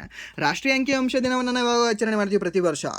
ದ್ಯಾಟ್ ಈಸ್ ಈ 29 ಜೂನ್ ಅಂತ ಹೇಳ್ತೀವಿ. ಯಾವುದು 29 ಜೂನ್ಗೆ ಆಚರಣೆ ಮಾಡ್ತೀವಿ. ಹೆಪಟೈಟಿಸ್ ಡೇ ಯಾವಾಗ ಆಚರಣೆ ಮಾಡ್ತೀವಿ? 28 ಜೂನ್ಗೆ ಆಚರಣೆ ಮಾಡ್ತೀವಿ. ಆ್ಯಂಡ್ ದೆನ್ ನೆಕ್ಸ್ಟ್ ಈ ಯಾವುದಂತ ಹೇಳ್ತೀವಿ, 28 ಜುಲೈ ಆಚರಣೆ ಮಾಡ್ತೇವೆ. ಆ್ಯಂಡ್ ನೆಕ್ಸ್ಟ್ ಈ ಒಂದು 28 ಸೆಪ್ಟೆಂಬರ್ಗೆ ಯಾವುದನ್ನು ಆಚರಣೆ ಮಾಡ್ತೀವಿ? ರೇಬೀಸ್ ದಿನ ಅಂತ ಆಚರಣೆ ಮಾಡ್ತೀವಿ. ಅದನ್ನು ಸಹ ನಿಮಗೆ ಕೇಳಿದ್ದೇನೆ ಸಾಕಷ್ಟು ಬಾರಿ, ಅದನ್ನು ಸಹ ನೀವು ನೆನ್ಪಿಟ್ಕೊಳ್ಳಿ. ಆ್ಯಂಡ್ ನೆಕ್ಸ್ಟ್ ಒಂದು ಟೂರಿಸ್ಟ್ ಡೇ ಅಂತ ಕೇಳ್ತಾನೆ, 27 ಸೆಪ್ಟೆಂಬರ್ ಅಂತ ಸಹ ಹೇಳ್ತೇವೆ. ಆ್ಯಂಡ್ ನೆಕ್ಸ್ಟ್ ಪ್ರಶ್ನೆ, ಈ 2026 ವಿಶ್ವದ ಅತ್ಯುತ್ತಮ ಶಾಲಾ ಬಹುಮಾನಗಾಗಿ ಅಂತಿಮ ಸ್ಪರ್ಧಾರ್ಥಿಗಳ ಪಟ್ಟಿಯಲ್ಲಿ ಎಷ್ಟು ಭಾರತೀಯ ಶಾಲೆಗಳು ಸ್ಥಾನವನ್ನು ಪಡೆದಿದ್ದಾವೆ ಅಂತ ಕೇಳಿದ್ದಾನೆ. ಎಷ್ಟು ಶಾಲೆಗಳು ಸ್ಥಾನವನ್ನು ಪಡೆದಿದ್ದಾವೆ? That is Mahendra Singh Dhoni 7. Okay, so ಅವ್ರದ್ದು ಬರ್ಡೇ ಸಹ ಇತ್ತು 7/7ಗೆ. ಓಕೆ, ಯಾವ 7? ಜುಲೈ 7ಗೆ ಮಹೇಂದ್ರ ಸಿಂಗ್ ಧೋನಿ ಅವರ ಬರ್ಡೇ ಸಹ ಆಯಿತು. ಅದು ಸಹ ನಿಮ್ಗೆ ಗೊತ್ತಿರಲಿ. ಆ್ಯಂಡ್ ನೆಕ್ಸ್ಟ್ ಪ್ರಶ್ನೆ, 6 ವರ್ಷಗಳ ಅಂತರದ ನಂತರ ಭಾರತ ಚೀನಾ ಗಡಿ ವ್ಯಾಪಾರವು ಯಾವ ಕಣಿವೆಯ ಮೂಲಕ ಪುನರಾರಂಭವಾಗಿದೆ ಅಂತ ಕೇಳಿದ್ದಾನೆ. ಯಾವ ಒಂದು ಕಣಿವೆ ಮೂಲಕ ಇದು ಪುನರಾರಂಭ ಆಗಿರಬಹುದು ಅಂತ? ಯಾವ ಒಂದು ಕಣಿವೆ? ದ್ಯಾಟ್ ಈಸ್ ಒಂದು ಲಿಪು ಲೇಕ್ ಅಂತ ಹೇಳ್ತೀವಿ. ಎಲ್ಲಿ ಕಂಡುಬರುತ್ತೆ ಒಂದು ಲಿಪು ಲೇಕ್ ಅಂತಂದರೆ? ಉತ್ತರಾಖಂಡದಲ್ಲಿ ಕಂಡುಬರುತ್ತೆ. ಓಕೆ, ಯಾವುದು ಒಂದು ಲಿಪು ಲೇಕ್ ಅಂತ ಹೇಳ್ತೀವಿ. ಇದನ್ನು ಸಹ ನೀವು ನೆನ್ಪಿಟ್ಕೊಳ್ಳಿ. ಆ್ಯಂಡ್ ನೆಕ್ಸ್ಟ್ ಒಂದು ನಾಥುಲಾ ಪಾಸ್ ಎಲ್ಲಿ ಕಂಡುಬರುತ್ತೆ ನಿಮಗೆ? ನಾಥುಲಾ ಕಣಿವೆ ಸಿಕ್ಕಿಮಲ್ಲಿ ಕಂಡುಬರುತ್ತೆ. ಆ್ಯಂಡ್ ನೆಕ್ಸ್ಟ್ ಒಂದು ಶಿಪ್ಕಿಲಾ ಕಣಿವೆಯಲ್ಲಿ ಕಂಡುಬರುತ್ತೆ. ಇದು ಸಹ ನಿಮ್ಗೆ ಕಂಡುಬರೋದು ಎಲ್ಲಿ ಅಂತಂದರೆ ಇದೇ ಒಂದು ಉತ್ತರಾಖಂಡದಲ್ಲಿ ಅಂತ ಹೇಳ್ತೇವೆ. ಓಕೆ, ಆ್ಯಂಡ್ ನೆಕ್ಸ್ಟ್ ಒಂದು ಬೊಂಬಡಿಲಾ ಪಾಸ್ ಅಂತ ಬರುತ್ತೆ. ಇದು ಎಲ್ಲಿ ಕಂಡು ಬರುತ್ತೆ ಅಂದರೆ ನಿಮಗೆ ಈ ಅರುಣಾಚಲ್ ಪ್ರದೇಶದಲ್ಲಿ ಕಂಡು ಬರುತ್ತೆ. ಓಕೆ, ಆ್ಯಂಡ್ ನೆಕ್ಸ್ಟ್ ಪ್ರಶ್ನೆ, ಇತ್ತೀಚೆಗೆ ಯುನೆಸ್ಕೋದ ಅಮೂರ್ತ ಸಾಂಸ್ಕೃತಿಕ ಪರಂಪರೆಯ ಪಟ್ಟಿಗೆ ಸೇರಿಸಲು ಪ್ರಸ್ತಾವಿಸಲಾದ ಸೂಫಿಯಾನಾ ಮೌಸಿಕಿ ಯಾವುದು? ಸೂಫಿಯಾನಾ ಮೌಸಿಕಿ ಯಾವ ಕೇಂದ್ರಾಡಳಿತ ಪ್ರದೇಶದ ಸಾಂಪ್ರದಾಯಿಕ ಶಾಸ್ತ್ರೀಯ ಸಂಗೀತ ಶೈಲಿಯಾಗಿದೆ ಅಂತ ಕೇಳಿದ್ದಾನೆ. ಸೊ ಇಂಪಾರ್ಟೆಂಟ್ ಆಗುತ್ತೆ. ಯುನೆಸ್ಕೋದ ಅಮೂರ್ತ ಸಾಂಸ್ಕೃತಿಕ ಪರಂಪರೆಯ ಪಟ್ಟಿಗೆ ಇತ್ತೀಚೆಗೆ ಯಾವುದನ್ನು ಸೇರಿಸಲಾಗಿದೆ? ನಮ್ಮ ದೀಪಾವಳಿಯನ್ನು ಸೇರಿಸಲಾಗಿದೆ 2025ರಲ್ಲಿ. ಸೊ ಇವಾಗ ಯಾವುದನ್ನು ಸೇರ್ಪಡೆ ಮಾಡಬೇಕಂತಿದ್ದಾರೆ ಅಂದರೆ ದ್ಯಾಟ್ ಇಸ್ ಒಂದು ಸೂಫಿಯಾನಾ ಮೌಸಿಕಿ ಅಂತ ಮೀನ್ಸ್ ಸೇರ್ಪಡೆ ಮಾಡಬೇಕು ಅಂತ ಇದ್ದಾರೆ. ಹಾಗಾದರೆ ಇದು ಏನಾಗಿದೆ? ಸಂಗೀತ ಶೈಲಿಯಾಗಿದೆ, ಶಾಸ್ತ್ರೀಯ ಸಂಗೀತ ಶೈಲಿ. ಹಾಗಾದರೆ ಇದು ಎಲ್ಲಿ ಕಂಡುಬರುತ್ತೆ ಅಂತ? ಎಲ್ಲಿ ಬರಬಹುದು ಇದು ಹೇಳ್ಬೋದಾ? ಎಲ್ಲಿ ಅಂದರೆ ದ್ಯಾಟ್ ಈಸ್ ಜಮ್ಮು ಕಾಶ್ಮೀರ ಅಂತ ಹೇಳ್ತೇವೆ. ಓಕೆ, ಯಾವುದು ಅಂದರೆ ಒಂದು ಜಮ್ಮು ಕಾಶ್ಮೀರ. ಸೊ ಇಲ್ಲಿ ನಿಮಗೆ ಆಪ್ಷನಲ್ಲಿ ಈ ರೀತಿ ಇದ್ದರೆ ಸ್ವಲ್ಪ ಕಷ್ಟ. ಓಕೆ, ಸೊ ಮೀನ್ಸ್ ಗೆಸ್ ಮಾಡಿ ಹಾಕೋಕ್ಕೆ. ಬಟ್ ಈ ರೀತಿ ಶಾಸ್ತ್ರೀಯ ಸಂಗೀತ ಶೈಲಿ ಅಂತ ಕೊಟ್ಟು ಈ ರೀತಿ ಸೂಫಿಯಾನಾ ಲೈಕ್ ದ್ಯಾಟ್ ಸಮ್ ಇಸ್ಲಾಮಿಕ್ ನೇಮ್ಗಳ ರೀತಿ ಏನಾದರೂ ನಿಮಗೆ ವರ್ಡ್ಗಳಿತ್ತು ಅಂತಂದರೆ ಕಣ್ಣು ಮುಚ್ಕೊಂಡು ನಾರ್ತ್ ಇಂಡಿಯಾದಲ್ಲಿ ಯಾವುದಾದ್ರೂ ಆಪ್ಷನ್ ಇತ್ತಾ ಅದನ್ನು ಟಿಕ್ ಮಾಡಿಬಿಡಿ ಅಷ್ಟೇ. ನಾರ್ತ್ ಈಸ್ಟ್ ಇತ್ತಾ? ಎಲಿಮಿನೇಟ್ ಮಾಡಿ. ಆ್ಯಂಡ್ ನೆಕ್ಸ್ಟ್ ಈ ಒಂದು ಸೌತ್ ಇಂಡಿಯಾ ಇತ್ತಾ? ಎಲಿಮಿನೇಟ್ ಮಾಡಿ. ಈಸಿಯಾಗಿ ಎಲಿಮಿನೇಷನ್ ಮಾಡ್ಬೋದು ಈ ರೀತಿ. ಓಕೆ, ಸೊ ಅದನ್ನು ಸಹ ನೀವು ಟ್ರೈ ಮಾಡ್ಬೋದು ಇನ್ನು ಎಕ್ಸಾಮ್ಗಳಲ್ಲಿ. ಸೊ ಇದು ನೆನ್ಪಿಟ್ಕೊಳ್ಳಿ. ಯಾವುದಂದರೆ ಒಂದು ಸೂಫಿಯಾನಾ ಮೌಸಿಕಿ ಅಂತಕ್ಕಂಥ ಒಂದು ಸಂಗೀತ ಶೈಲಿ ಎಲ್ಲಿ ಕಂಡು ಬರ್ತದೆ ಅಂದರೆ ನಿಮಗೆ ಜಮ್ಮು ಕಾಶ್ಮೀರದಲ್ಲಿ ಕಂಡು ಬರುತ್ತೆ. ಆ್ಯಂಡ್ ನೆಕ್ಸ್ಟ್ ಪ್ರಶ್ನೆ, ಜೂನ್ 2026ರಲ್ಲಿ ಅಭಯ್ ಅಹಮದ್ ಅಲಿ ಅವರು ಯಾವ ದೇಶದ ಪ್ರಧಾನಮಂತ್ರಿಯಾಗಿ ಪುನರ್ ಆಯ್ಕೆಯಾದರು ಅಂತ ಕೇಳಿದ್ದಾರೆ. ಯಾರು? ಈ ಒಂದು ಅಹಮದ್ ಅಲಿ ಅಂತ ಹೇಳ್ತೀವಿ. ಅಭಯ್ ಅಹಮದ್ ಅಲಿ, ಅಭಯ್ ಅಲ್ಲ, ಅಭಿ ಅಹಮದ್ ಅಲಿ ಅವರು ಯಾವ ದೇಶದವರು ಅಂತಂದರೆ ಇವರು ಈ ಇಥಿಯೋಪಿಯಾ ಅಂತ ಹೇಳ್ತೀವಿ. ಯಾವ ದೇಶ? ಒಂದು ಇಥಿಯೋಪಿಯಾ. ಇಥಿಯೋಪಿಯಾ ಅಂದರೆ ಏನೋ ನೆನಪು ಬರಬೇಕಲ್ಲ. ಏನು ನೆನಪು ಬರಬೇಕು ನಿಮಗೆ? COP32 ಯಾವ ದೇಶದಲ್ಲಿ ನಡೆಯಲಿದೆ ಅಂತ ಕೇಳಿದ್ರೆ ಇಥಿಯೋಪಿಯಾ ದೇಶದಲ್ಲಿ ನಡೆಯಲಿದೆ. COP31 ಯಾವ ದೇಶದಲ್ಲಿ ಇವಾಗ ನಡೀತದೆ ಅಂತ ಕೇಳಿದ್ರೆ ದ್ಯಾಟ್ ಇಸ್ ಒಂದು ಟರ್ಕಿ ದೇಶದಲ್ಲಿ ಇದು ನಡೀತದೆ. ಓಕೆ, ಟರ್ಕಿ ದೇಶದ ಅಂಕಾರ ಅಂತ ಹೇಳ್ತೀವಿ. ಆ್ಯಂಡ್ ನೆಕ್ಸ್ಟ್ ಓಕೆ, ಇಲ್ಲಿ ಇಥಿಯೋಪಿಯಾ ಇದೆ ಅಲ್ವಾ? ಇಥಿಯೋಪಿಯಾ ದೇಶದವರು ಇವರು. ಇಥಿಯೋಪಿಯಾ ದೇಶದ ಪ್ರಧಾನಿ ಅಂತ ಹೇಳ್ತೀವಿ. ಯಾವರು ಅವರು? ದ್ಯಾಟ್ ಇಸ್ ಒಂದು ಅಭಿ ಅಹಮದ್ ಅಲಿ ಅವರು ಅಂತ ಹೇಳ್ತೀವಿ. ಅಭಿ ಅಹಮದ್ ಅಲಿ ಅವರು. ಇದನ್ನೇ ಬಿಟ್ಕೊಳ್ಳಿ. ಆ್ಯಂಡ್ ನೆಕ್ಸ್ಟ್ ಪ್ರಶ್ನೆ, ವಿಶ್ವದ ಮೊದಲ ಪರಮಾಣು ಶಾಖ ಆಧಾರಿತ ಹೈಡ್ರೋಜನ್ ಉತ್ಪಾದನಾ ಕೇಂದ್ರವನ್ನು ಭಾರತದಲ್ಲಿ ಎಲ್ಲಿ ಉದ್ಘಾಟಿಸಲಾಯಿತು ಅಂತ ಕೇಳಿದ್ದಾರೆ. ಎಲ್ಲಿ ಇದನ್ನು ಉದ್ಘಾಟನೆ ಮಾಡ್ತಾ ಇದ್ದಾರೆ? ಎಲ್ಲಿ ಅಂದರೆ ದ್ಯಾಟ್ ಇಸ್ ಒಂದು ಕಲ್ಪಕಂ, ತಮಿಳುನಾಡಲ್ಲಿ ಇದನ್ನು ಉದ್ಘಾಟನೆ ಮಾಡ್ತಾ ಇದ್ದಾರೆ. ಸೊ ಇದನ್ನು ಸಹ ಇಂಪಾರ್ಟೆಂಟ್ ಆಗುತ್ತೆ. ಇದು ಸಹ ಮೋಸ್ಟ್ ಇಂಪಾರ್ಟೆಂಟ್ ಕ್ವಶನ್. ಸೊ ಅದಕ್ಕೆ ಇದನ್ನು ಕಂಪಲ್ಸರಿ ನೆನ್ಪಿಟ್ಕೊಳ್ಳಿ. ಆ್ಯಂಡ್ ನೆಕ್ಸ್ಟ್ ಪ್ರಶ್ನೆ, ಇತ್ತೀಚೆಗೆ ಸಂಸ್ಕೃತಿರ್ ರತ್ನ ಭಂಡಾರ ಭವೈ ಯಾರ್ ಇತಿ ಬ್ರಥೋ ಪುಸ್ತಕವನ್ನು ಯಾರು ಬಿಡುಗಡೆ ಮಾಡಿದರು ಅಂತ ಕೇಳಿದ್ದಾನೆ. ಯಾರು ಇದನ್ನು ಬಿಡುಗಡೆ ಮಾಡಿದ್ದಾರೆ? ದ್ಯಾಟ್ ಈಸ್ ನಮ್ಮ ವೈಸ್ ಪ್ರೆಸಿಡೆಂಟ್ ಆಗಿರ್ತಕ್ಕಂಥ CP ರಾಧಾಕೃಷ್ಣನ್ ಅವರು. ಆಲ್ಮೋಸ್ಟ್. ಸೊ ನಿಮ್ಗೆ ಗೊತ್ತಿರಲಿ, ಈ ರೀತಿ ಕ್ವಶನ್ ಏನಾದರೂ ಕೇಳಿದ್ರೆ 99% ಯಾರಾಗಿರ್ತಾರೆ ಅಂದರೆ ವೈಸ್ ಪ್ರೆಸಿಡೆಂಟ್ ಆಗಿರ್ತಾರೆ. ಯಾಕೆ? ಸೊ ನಿಮಗೆ ಇದರ ಬಗ್ಗೆ ಗೊತ್ತಾಗಬೇಕು ಅಂದರೆ ಗೂಗಲ್ಗೆ ಹೋಗಿ ಇಲ್ಲಾಂದರೆ ಕ್ರೋಮ್ಗೆ ಹೋಗಿ recently our vice president released books ಅಂತ ನೀವು ಸರ್ಚ್ ಮಾಡಿ, ಒಂದು ಕಾಲಮ್ ಬರುತ್ತೆ. ಇಲ್ಲಾಂದರೆ ಒಂದು ಸೈಟ್ ಓಪನ್ ಆಗುತ್ತೆ ನಿಮಗೆ, ಗೌರ್ಮೆಂಟ್ ಸೈಟ್, ಮತ್ತು ಅದು ಪ್ರೈವೇಟ್ ಸೈಟ್ ಅಲ್ಲ, ಯಾವುದೂ ಅಲ್ಲ, ಗೌರ್ಮೆಂಟ್ ಸೈಟ್ ಓಪನ್ ಆಗುತ್ತೆ. ಅಲ್ಲಿ ಲಾಸ್ಟ್ ಒಂದು ವರ್ಷದಲ್ಲಿ ಈ ನಮ್ಮ ಭಾರತದ ಉಪರಾಷ್ಟ್ರಪತಿಗಳು ಯಾವ್ಯಾವ ಪುಸ್ತಕ ಬಿಡುಗಡೆ ಮಾಡಿದ್ದಾರೆ, ಆ ಪುಸ್ತಕದ ಆಥರ್ ಯಾರು ಅಂತ ಕೊಟ್ಟಿರ್ತಾನೆ ನಿಮಗೆ. ಸೊ ಅದನ್ನು ಒಂದು ಸರಿ ನೋಡ್ಕೊಳ್ಳಿ. ದಿಸ್ ಈಸ್, ಈ ಕ್ವಶನ್ ಏನಿದೆಯಲ್ಲ, ಈ ಟಾಪಿಕ್ ಏನಿದೆಯಲ್ವಾ, ಇದು RRBಗೆ 100% ಬರುತ್ತೆ. NTPC ತೊಗೊಳ್ಳಿ, ಆ್ಯಂಡ್ ದೆನ್ ನೆಕ್ಸ್ಟ್ ನೀವು ಡಿ ಗ್ರೂಪ್ ತೊಗೊಳ್ಳಿ, ಆ್ಯಂಡ್ ದೆನ್ ಮತ್ತೆ ಯಾವುದು ALP ತೊಗೊಳ್ಳಿ, ಮತ್ತು JE ತೊಗೊಳ್ಳಿ, ಎನಿ ಅದರ್ ಎಕ್ಸಾಮ್ಸ್ RRB ನಡೆಸ್ತಕ್ಕಂಥದ್ದು. ಸೊ ಅಲ್ಲಿ ಫಿಕ್ಸ್ ಈ ಟಾಪಿಕ್ ಕೇಳ್ತಾನೆ. ಈ ಟಾಪಿಕ್ ಯಾರು ಓದ್ಕೊಳ್ಳಲ್ಲ, ನೀವು ಓದ್ಕೊಳ್ಳಿ, ಒಂದು ಮಾರ್ಕ್ಸ್ ಬರುತ್ತೆ, ಫಿಕ್ಸ್ ಬರುತ್ತೆ. ಓಕೆ, ಸೊ ಇದು ಇಂಪಾರ್ಟೆಂಟ್ ಆಗುತ್ತೆ. ಸಂಸ್ಕೃತಿಗರ ರತ್ನ ಭಂಡಾರ ಅಂತಕ್ಕಂಥ ಈ ಒಂದು ಪುಸ್ತಕ ಇದೆಯಲ್ಲ, ಇದನ್ನು ಬಿಡುಗಡೆ ಮಾಡಿರ್ತಕ್ಕಂಥವ್ರು CP ರಾಧಾಕೃಷ್ಣನ್ ಅವರು. ಬಟ್ ನಿಮಗೆ ಕ್ವಶನ್ ಏನು ಅಂತಂದರೆ, ಹೋಮ್ವರ್ಕ್ ಪ್ರಶ್ನೆ ಆಗಿ ತೊಗೊಳ್ಳಿ, ಇದನ್ನು ಈ ಪುಸ್ತಕವನ್ನು ಬರೆದಿರ್ತಕ್ಕಂಥ ವ್ಯಕ್ತಿ ಯಾರು ಅಂತ ಸರ್ಚ್ ಮಾಡಿ, ಆಪ್ಷನನ್ನು ಮೀನ್ಸ್ ಸರ್ಚ್ ಮಾಡಿ, ಆನ್ಸರ್ನ ನೀವು ಟೈಪ್ ಮಾಡಿ ಕಾಮೆಂಟ್ ಮಾಡಿ. ಓಕೆ, ಆ್ಯಂಡ್ ನೆಕ್ಸ್ಟ್ ಪ್ರಶ್ನೆ, ಇತ್ತೀಚೆಗೆ ಕಂಡುಹಿಡಿಯಲಾದ ಕಾಡು ಬದನೆಕಾಯಿಯ ಹೊಸ ಪ್ರಭೇದ ಸೋಲನಂ ಪಾಂಡಯಿ ಎಲ್ಲಿ ಪತ್ತೆಯಾಗಿದೆ ಅಂತ ಕೇಳಿದ್ದೇನೆ. ಈ ಒಂದು ಸೋಲನಂ ಪಾಂಡಯಿ ಎಲ್ಲಿ ಪತ್ತೆಯಾಗಿದೆ ಅಂದರೆ ದ್ಯಾಟ್ ಇಸ್ ಒಂದು ಅಂಡಮಾನ್ಗಳಲ್ಲಿ, ಎಲ್ಲಿ ಅಂದರೆ ಒಂದು ಅಂಡಮಾನ್ನ ಹಿಲ್ಸ್ಗಳಲ್ಲಿ ಇದು ಪತ್ತೆಯಾಗಿದೆ ಅಂತ ನಾವು ಹೇಳ್ಬೋದು. ಆ್ಯಂಡ್ ನೆಕ್ಸ್ಟ್ ಪ್ರಶ್ನೆ, ಭಾರತ ರಾಷ್ಟ್ರಗೀತೆ ವಂದೇ ಮಾತರಂನ ಕರ್ತೃ ಯಾರು ಅಂತ ಕೇಳಿದ್ದಾರೆ. ವಂದೇ ಮಾತರಂ ಬರೆದಿರ್ತಕ್ಕಂಥ ವ್ಯಕ್ತಿ ಯಾರು ಅಂದರೆ ಈ ಒಂದು ಬಂಕಿಮ್ ಚಂದ್ರ ಚಟ್ಟೋಪಾಧ್ಯಾಯ ಅಂತ ಹೇಳ್ತೀವಿ. ಯಾಕೆಂದರೆ ಇದು 150 ವರ್ಷಗಳು ಕಂಪ್ಲೀಟ್ ಆಗಿದ್ದಾವೆ. ಸೊ ಇದ್ರ ಮೇಲೆ ಪ್ರಶ್ನೆ ಕೇಳೋ ಚಾನ್ಸಸ್ ಇರುತ್ತೆ. ಆ್ಯಂಡ್ ನೆಕ್ಸ್ಟ್, ಇತ್ತೀಚೆಗೆ ಭಾರತದ ಯಾವ ನಗರದಲ್ಲಿ ರಸ್ತೆಯೊಂದನ್ನು ಡೊನಾಲ್ಡ್ ಟ್ರಂಪ್ ಅವೆನ್ಯೂ ಎಂದು ಮರುನಾಮಕರಣ ಮಾಡಲಾಗಿದೆ ಅಂತ. ಓಕೆ, ಹುಚ್ಚುತನದ ಪರಮಾವಧಿ ಅಂತ ಹೇಳ್ಬೋದು. ಯಾವ ಒಂದು ರಾಜ್ಯದಲ್ಲಿ ಅಂತಂದರೆ ದ್ಯಾಟ್ ಇಸ್ ಒಂದು ತೆಲಂಗಾಣ ರಾಜ್ಯದಲ್ಲಿ ಅಂತ ಹೇಳ್ಬೋದು. ಈ ಒಂದು ಹೈದರಾಬಾದಲ್ಲಿ ಈ ಡೊನಾಲ್ಡ್ ಟ್ರಂಪ್ ಅವೆನ್ಯೂ ಅಂತಕ್ಕಂತಹ ಒಂದು ಮರುನಾಮಕರಣ ಮಾಡಲಾಗಿದೆ. ಓಕೆ, ಆ್ಯಂಡ್ ನೆಕ್ಸ್ಟ್ ಪ್ರಶ್ನೆ, ಇತ್ತೀಚೆಗೆ ಭಾರತವು ದೇಶದ ಮೊದಲ ಉಪಗ್ರಹ ಆಧಾರಿತ ಲ್ಯಾಂಡಿಂಗ್ ವ್ಯವಸ್ಥೆಯ ಯಶಸ್ವಿ ಪರೀಕ್ಷೆಯನ್ನು ಯಾವ ವಿಮಾನ ನಿಲ್ದಾಣದಲ್ಲಿ ನಡೆಸಿತು ಅಂತ ಕೇಳಿದ್ದಾನೆ. ಸರ್ನ ಯಾವ ವಿಮಾನ ನಿಲ್ದಾಣದಲ್ಲಿ ಇದನ್ನು ನಡೆಸಿದೆ? ಯಾವ ವಿಮಾನ ನಿಲ್ದಾಣ ಅಂದರೆ ದ್ಯಾಟ್ ಈಸ್ ಒಂದು ಉದಯಪುರದಲ್ಲಿ ಕಂಡುಬರತಕ್ಕಂತಹ ಮಹಾರಾಣಾ ಪ್ರತಾಪ. ಯಾವುದೇ ಒಂದು ಮಹಾರಾಣಾ ಪ್ರತಾಪ ವಿಮಾನ ನಿಲ್ದಾಣ ಅಂತ ಹೇಳ್ತೀವಿ. ಸೊ ಇಲ್ಲಿ ಏನು ನಡೆಸಿದೆ? ಉಪಗ್ರಹ ಆಧಾರಿತ ಸ್ಯಾಟಲೈಟ್ ಬೇಸ್ಡ್ ಲ್ಯಾಂಡಿಂಗ್ ಸಿಸ್ಟಮನ್ನು ಪರೀಕ್ಷೆ ಮಾಡಿದ್ದಾರೆ. ಓಕೆ, ಸೊ ಇದು ಇಂಪಾರ್ಟೆಂಟ್ ಆಗುತ್ತೆ. ಆ್ಯಂಡ್ ನೆಕ್ಸ್ಟ್ ಪ್ರಶ್ನೆ, ಸುಮಾರು 2 ವರ್ಷಗಳ ಅಮಾನತಿನ ನಂತರ ಭಾರತವು ಯಾವ ದೇಶದ ನಾಗರಿಕರಿಗೆ ಪ್ರವಾಸಿ ವೀಸಾ ಸೇವೆಗಳನ್ನು ಪುನರಾರಂಭಿಸಿದೆ ಅಂತ ಕೇಳಿದ್ದಾನೆ. ಯಾರಿಗಿರಬಹುದು? ಗೆಸ್ ಮಾಡಿ ಇಲ್ಲಿ. ಸರ್ ನೇಪಾಳ. ಸೊ ನೇಪಾಳದವರು ಇವಾಗಲೂ ಸಹ ಬರ್ತಿದ್ದಾರೆ. ಸೊ ಇದಲ್ಲ. ಭೂತಾನ ಹ್ಯಾಪಿ ಕಂಟ್ರಿ ಇದೆ, ಸೊ ಅವ್ರಿಗೆ ನಾವು ರೆಸ್ಟ್ರಿಕ್ಟ್ ಮಾಡ್ತೀವಿ, ಮಾಡಿಲ್ಲ. ಮಯನ್ಮಾರ್ ಅಥವಾ ಬಾಂಗ್ಲಾದೇಶ. ಸೊ ಇದರಲ್ಲಿ ಯಾವುದಾಗ್ಬೋದು?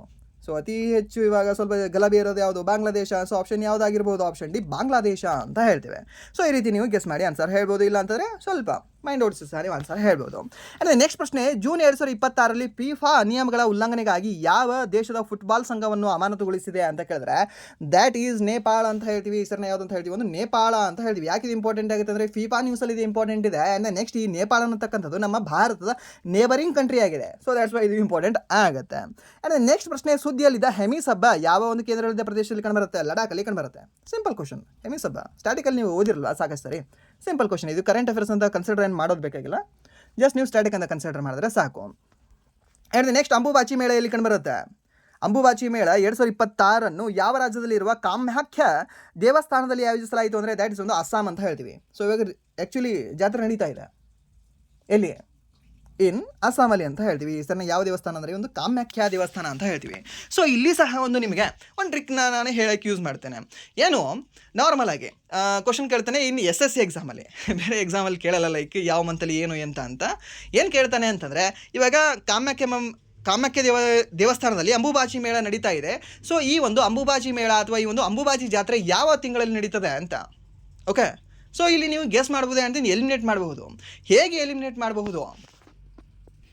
ನಾರ್ಮಲ್ ಆಗಿ ನಮ್ಮ ಇಂಡಿಯನ್ಸ್ ಏನಿದಾರಲ್ವಾ, ಎಷ್ಟು ಬುದ್ಧಿವಂತರಿದ್ದಾರೆ. ಆ್ಯಂಡ್ ದೆನ್ ನಮ್ಮ ಹಿರಿಯರು ಪ್ರತಿಯೊಂದಕ್ಕೂ ದ ಸ್ಪೆಸಿಫಿಕ್ ಟೈಮ್ ಅಂತ ನೋಡಿ ಇಟ್ಟಿದ್ದಾರೆ. ಓಕೆ, ಸೊ ನಮ್ಮ ದಕ್ಷಿಣ ಭಾರತದಲ್ಲಿ ಜಾತ್ರೆಗಳು ಯಾವ ಸಮಯದಲ್ಲಿ ಆಗ್ತವೆ? ಸ್ಪೆಷಲಿ ನಮ್ಮ ಕರ್ನಾಟಕದಲ್ಲಿ ತಗೊಳ್ಳಿ. ಇವಾಗ ನಿಮ್ಮೂರು ಜಾತ್ರೆ ಯಾವ ತಿಂಗಳಲ್ಲಿ ಆಗುತ್ತೆ? ಸರ್ ಮಾರ್ಚಲ್ಲಿ ಆಗುತ್ತೆ, ಏಪ್ರಿಲ್ ಆಗುತ್ತೆ, ಮೇದಲ್ಲಿ ಆಗುತ್ತೆ. ಯಾಕೆ ಈ 3 ತಿಂಗಳಲ್ಲಿ ಆಗುತ್ತೆ? ಯಾಕಂದರೆ ಹೊಲದಲ್ಲಿ ಏನು ಫಸಲು ಇರ್ತಿರಲಿಲ್ಲ ಅವಾಗ. ಓಕೆ, ಸೊ ಮೀನ್ಸ್ ಕೆಲಸ ಏನೂ ಇರ್ತಿರಲಿಲ್ಲ ಆ ಟೈಮಲ್ಲಿ. ಸೊ ಅವಾಗ ಹೆಂಗೆ ಅಂತಂದರೆ ಕಂಪ್ಲೀಟಾಗಿ ಅವ್ರು ಇದರಲ್ಲಿ ತೊಡಗಿಸ್ಕೊಳ್ಬಹುದಾಗಿತ್ತು. ಇಫ್ ಏನಾದರೂ ಅವ್ರು ಜೂನಲ್ಲಿ ಜಾತ್ರೆ ಮಾಡಿದ್ರೆ ಮಳೆ ಬರ್ತಾ ಇತ್ತು ನಮ್ಮ ಕಡೆ. ಓಕೆ, ಮಳೆ ಬರುವಾಗ ನಾವು ಏನು ಮಾಡ್ತಿರ್ತೀವಿ? ಬಿತ್ತುತ್ತಾ ಇರ್ತೀವಿ, ಉತ್ತುತ್ತಾ ಇರ್ತೀವಿ, ಏನಾದರೂ ನಮ್ಮ ಕೆಲಸ ಇರುತ್ತೆ ಜಾಸ್ತಿ. ಸೊ ನಾವು ಜಾತ್ರೆ ಏನಾದರೂ ಇದ್ದರೆ ನಾವು ಪಾರ್ಟಿಸಿಪೇಟ್ ಮಾಡೋಕ್ಕಾಗತ್ತಾ? ಆಗಲ್ಲ. ಸೊ ದ್ಯಾಟ್ಸ್ ವೈ ಏನಾಗ್ತದೆ ಅಂತಂದರೆ ಈ ಬೇಸಿಗೆಯಲ್ಲಿ ಜಾತ್ರೆ ಆಗ್ತದೆ ನಮ್ಮ ಸೌತಲ್ಲಿ. ಬಟ್ ನಾರ್ತಲ್ಲಿ ಹೋದಾಗೆ ನಿಮಗೆ ಏನಾಗುತ್ತೆ, ನಾರ್ತಲ್ಲಿ ಅನ್ನೋದಕ್ಕಿಂತ ಈ ಈಸ್ಟರ್ನ್ ಇಂಡಿಯಾ ಹಾಗೆ ನಾರ್ತ್ ಈಸ್ಟರ್ನ್ ಇಂಡಿಯಾ ಇಲ್ಲಿ ಏನು ಅಂತಂದರೆ ಈ ಮಳೆಗಾಲದಲ್ಲಿ ಜಾಸ್ತಿ ಮಳೆ ಬರುತ್ತೆ, ನಮ್ಮ ಥರ ಕಡಿಮೆ ಮಳೆ ಬರುತ್ತಾ, ಬರಲ್ಲ. ಸೊ ಜಾಸ್ತಿ ಮಳೆ ಬಂದಾಗ ಅವರಿಗೇನು, ಸೊ ಯಾವುದೂ ಸಹ ತೋಟದಲ್ಲಿ ಅವ್ರಿಗೆ ಕೆಲಸ ಇರಲ್ಲ. ಓಕೆ, ಇವಾಗ ಕಾಫಿ ಪ್ಲಾಂಟೇಷನ್ ಆಗಿರಲಿ, ಈ ಟೀ ಪ್ಲಾಂಟೇಷನ್ ಆಗಿರಲಿ, ಸೊ ಎಲ್ಲಿ ಏನು ಅಂತಾರೆ ಅವ್ರು ಹಾರ್ವೆಸ್ಟಿಂಗ್ ಮಾಡ್ತಕ್ಕಂಥದ್ದು ಬೇಸಿಗೆಯ ಸಮಯದಲ್ಲಿ. ಸೊ ಮೀನ್ಸ್ ಅವಾಗ ಅವರಿಗೆ ವರ್ಕ್ ಇರುತ್ತೆ. ಬಟ್ ಅದೇ ಅವರಿಗೆ ಈ ಜುಲೈ ಮತ್ತು ಈ ಜೂನ್ ಮಂತಲ್ಲಿ ವರ್ಕ್ ಕಡಿಮೆ ಇರುತ್ತೆ, ಆ್ಯಂಡ್ ದೆನ್ ಅವರಿಗೆ ವರ್ಕ್ ಇರೋದಿಲ್ಲ ಅಂತ ಹೇಳ್ಬೋದು. ಸೊ ಆ ಸಮಯದಲ್ಲಿ ಜಾತ್ರೆಗಳನ್ನು ಹಮ್ಮಿಕೊಂಡಿದ್ದಾರೆ ಅವರೆಲ್ಲ. ಓಕೆ, ಸೊ ಮೀನ್ಸ್ ಕೆಲವೊಂದುಗಳನ್ನು ನೀವು ಓದುವಾಗ ಈ ರೀತಿ ಯಾಕೆ ಏನು ಅಂತ ಕ್ವಶನ್ ಮಾಡ್ಕೊಂಡ್ರೆ ಗೊತ್ತಾಗತ್ತೆ ಅಲ್ವಾ. ಸೊ ಅದು ನೀವು ಕ್ವಶನ್ ಮಾಡ್ಕೊಳ್ಳಿದ್ರೆ ನಿಮಗೆ ಈಸಿಯಾಗಿ ನೆನಪು ಉಳಿತದೆ. ಆ್ಯಂಡ್ ನೆಕ್ಸ್ಟ್ ಇವಾಗ ಯಾವುದು ಈ ಪುರಿ ಉತ್ಸವ ಏನಿದೆ ಅಲ್ವ, ಅದು ಇವಾಗಲೇ ನಡೀತಾ ಇದೆ. ಯಾಕೆ ಇವಾಗಲೇ ನಡೀತಾ ಇದೆ ಮೀನ್ಸ್ ಈಸ್ಟ್ ಕೋಸ್ಟಲ್ಲಿದೆ ಯಾವುದು ಒಡಿಶಾ ಅಂತಕ್ಕಂಥದ್ದು. ಸೊ ಮೀನ್ಸ್ ಇವಾಗ ಜಾಸ್ತಿ ಮಳೆ ಬರುತ್ತೆ, ಆ್ಯಂಡ್ ದೆನ್ ಇವಾಗಲೂ ಸಹ ಅಲ್ಲಿ ಈ ಟೈಮಲ್ಲಿ ಮೀನ್ಸ್ ಮುಂಗಾರಲ್ಲಿ ಜಾಸ್ತಿ ಬಿತ್ತನೆ ಆಗಲ್ಲ ಒಡಿಶಾದಲ್ಲಿ, ಅದು ಸಹ ನಿಮ್ಗೆ ಗೊತ್ತಿರಲಿ. ಓಕೆ, ಸೊ ಸ್ವಲ್ಪ ಲೇಟ್ ಆಗುತ್ತೆ ಅಲ್ಲಿ,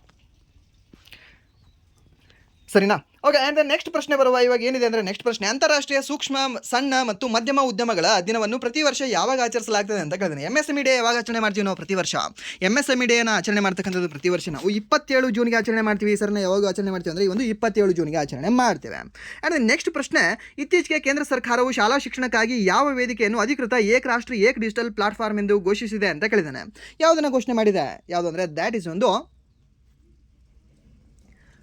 ದೀಕ್ಷಾ. ಓಕೆ, ಯಾವುದಂತ ಹೇಳ್ತೀವಿ, ಒಂದು ದೀಕ್ಷಾ ಅಂತ ಹೇಳ್ತೀವಿ. ಈ ಒಂದು ದೀಕ್ಷಾ ಪ್ಲಾಟ್ಫಾರ್ಮಲ್ಲಿ ಏಕ್ ರಾಷ್ಟ್ರ ಏಕ್ ಡಿಜಿಟಲ್ ಪ್ಲಾಟ್ಫಾರ್ಮ್ ಎಂದು ಘೋಷಣೆಯನ್ನು ಮಾಡಿದೆ. ಓಕೆ, ಸೊ ಈ ವೇದಿಕೆ ನೆನ್ಪಿಟ್ಕೊಳ್ಳಿ, ಯಾವುದು ಅಂದರೆ ದೀಕ್ಷಾ ಅಂತ ನಾವು ಹೇಳ್ತೀವಿ. ಸೊ ದೀಕ್ಷಾ ಅಂತಂದರೆ ಐ ಥಿಂಕ್ ಕೋಡ್ ಸಹ ಇರ್ಬೋದು ಅನಿಸುತ್ತೆ ನಿಮ್ಮ ಬುಕ್ಗಳಲ್ಲಿ, ನಿಮ್ಮ NCERT ಬುಕ್ಗಳೇನಿದಾವಲ್ವಾ ಅಲ್ಲಿ QR ಕೋಡ್ ಸಹ ಇರುತ್ತೆ ನೋಡಿ. QR ಕೋಡ್ ಇದರಲ್ಲಿ ಓಪನ್ ಆಗುತ್ತೆ, ದೀಕ್ಷಾ ಆ್ಯಪಲ್ಲಿ ಓಪನ್ ಆಗುತ್ತೆ ಅಲ್ವಾ. ಸೊ ಆ ರೀತಿ ನೆನಪಿಟ್ಕೊಳ್ಬಹುದು ಇದನ್ನು.